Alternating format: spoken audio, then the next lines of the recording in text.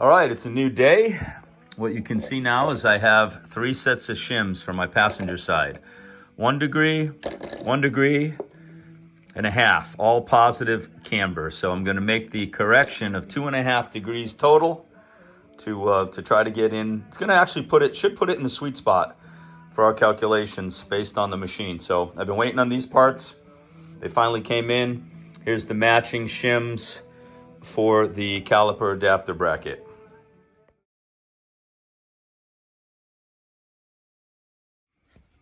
All right, I got the other 2 all set. You can see I'm doing the final bolt for the unit bearing.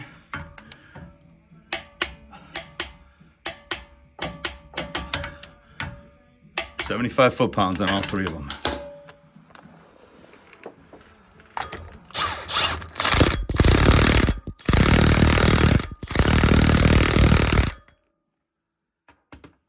Gun that thing down. I'll put the torque wrench on her, but we'll definitely get it all of 150 foot-pounds on that axle shaft nut. All right, the ABS sensor's in. I'm gonna put the rotor on it with a lug nut to hold it in place. Then I'll have a toe plate on here. Unfortunately, I put the caliper on the other side. I'm gonna remove that caliper so my toe plates are completely flush with the rotors. So stand by. Okay, a nice look at the rotor here on the passenger side with the TMR toe plate on. Lug nuts snug. You can see I'm nice and flat. So let's go set up the driver's side. All right, toe plate, driver's side. Shims in. Toe plate, passenger side, shims in. So let's just see what's changed, if anything, and we'll take some initial measurements.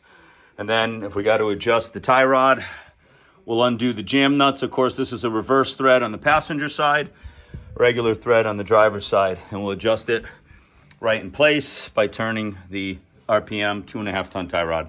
Okay, the original reading, now going to the outside, I'm looking at 71 and 7/8. 71 and 7/8 on the front. Okay, now I'm behind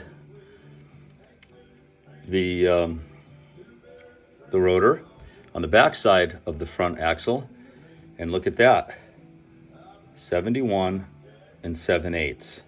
So what does that mean? That's actually it needs to be adjusted ever so slightly. We want 1/16 to 1/8 of an inch toe in, and right now they're completely the same. So I got to bring that front in just a hair. I use a large pair of channel locks on the tie rod portion, and then on the nut, I use the 15-inch adjustable wrench, which works very well. So we're gonna separate this and loosen her up a little bit. Okay, you can see both my jam nuts are loose. I'm gonna redo the measurement and then turn this tie rod and just ever so gently get us, I'd love to just get a 1/16 of an inch toe in, okay? With subtle adjustments. All right, look at what I have here. We'll call that 71 and 7/8, okay? Good number. Let's go look at the rear. Okay, there we go. 71 and 15 16ths. Beautiful. So I've got about 1/16 of an inch, maybe a hair more of toe in. I'm very happy with that. I'm going to tighten up the jam nuts. Okay, happily I have rechecked my measurements after tightening up the jam nuts on the tie rod. I have 1/16 of an inch toe inboard. All right, let's get these plates off, put the shims on the adapter brackets, and get those calipers on these rotors. Okay, here we go. The caliper's put back on. You can see the shim is in place right there. Just one of them on this side. So we got those adapter brackets torqued to 125. Gonna go over to the passenger side. Okay, 2.5 degrees of positive correction camber, we'll call it on this one. All right, I'll take this lug nut off. I want to look at my steering stabilizer. Obviously, I left some marks where the clamp was on this. That'll at least get me in the ballpark. See if I can sneak that stabilizer in there. All right, Terraflex. Steering stabilizer installed. You can see the clamp. This is all torqued down pretty good. I'll max out the steering Full passenger, full driver should be okay. Obviously, you want to pick the halfway point so that when you're full passenger, you're not jamming that rod inside the shock too far, and you don't want to extend it too far on the driver's turn. So we'll just check that out, and I think we're ready for some tires. Preliminary look. Looks like a nice improvement, I'll tell you that. They look like they're hanging down nice and straight. All right, let's get these jack stands off, get it on the ground, torque the front wheels, 120 foot-pounds, take it for a ride, see if I have to adjust my drag link to center my steering wheel. All right, she's sitting on the ground.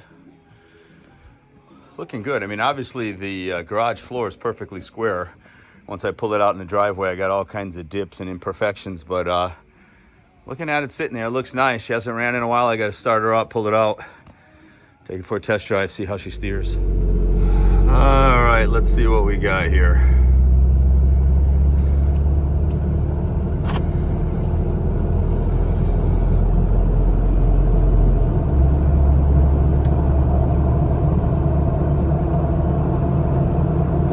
Not too bad, so far so good. All right, gonna put two hands on the wheels, get the speed up. I'm doing about 35.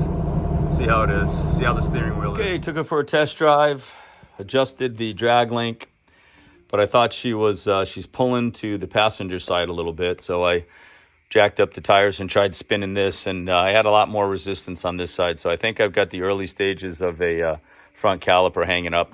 So I took it all apart, I greased the guides, the pins, etc., put it back together, took it for a ride, still a pull to the right, so I do believe I've got a caliper that's just not releasing as good as it should.